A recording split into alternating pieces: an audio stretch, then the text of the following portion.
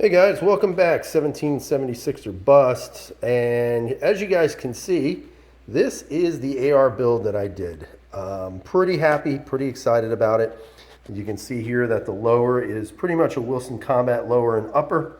It's a billet lower and upper, so that kind of made it slightly difficult to get a rail, or excuse me, to get a front handguard, because you can't really have any kind of anti-rotation tabs, or you're going to have to kind of file them down a little bit.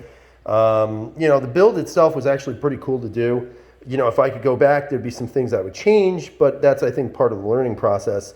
I'm not a big fan of the MOE buttstock. It does rattle, as many people said. However, I've been hearing that you can put a piece of Velcro in here to stop the wiggle, which is probably what I'm going to do.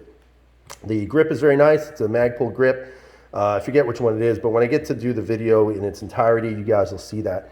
Magazine wise, it kind of sucks because I'm in New York State, so I have to do a fixed magazine in order to keep all the features that you see. So I do have this one here. This is my comp mag. It basically locks in place. I'm not sure if I'm going to go with this yet. I actually wound up just picking up an AR Maglock from this company called AR Maglock, and what it does is it basically locks the magazine in place. There is a quick release switch here, which will open the upper, and then you load it in this way, or of course you can load it in from the discharge. I'm not really sure how I want to do that yet. I have several hex mags like this, so I may just do it where I have to lock this in place, but still have the convenience of having a pretty good magazine available. I did cut a little bit of corners here and there just to kind of save money. The biggest corner I actually cut was on the handguard.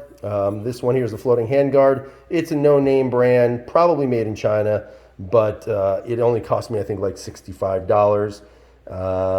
My next build is an Aero build, and that's going to have a good rail on it from Aero Precision, or a good handguard from Aero Precision. Just waiting on my Q-Comp from Wilson Combat to throw on this barrel, which is a Wilson Combat barrel.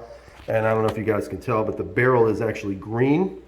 It's OD green, but it really isn't OD green. It's more like a, I don't know. It's definitely not OD green, but it's greener than OD green. But I got the OD mag, OD grip, the OD stock. I have my Radian Raptor up here, which is the charging handle, which is actually pretty nice. And I mean, overall, I'm pretty satisfied with this build. I think it came out pretty darn nice, and I can't wait to shoot it. Hopefully it doesn't blow up in my face. But, there are some things here that I put on, my forward controls. This is which looking back at it now, I probably don't need it because I can't use it anyway, but this is my Ambi mag release. I would highly recommend this. Works very well. Very, very well if you're looking for an Ambi mag release. But we'll get to the formality when I have time to make a video on this thing. But I do have a couple other things to do first before I make that video. But, so far so good, guys. I'm really enjoying it. And I am happily addicted to building AR-15s right now. So that's what I got. See you guys.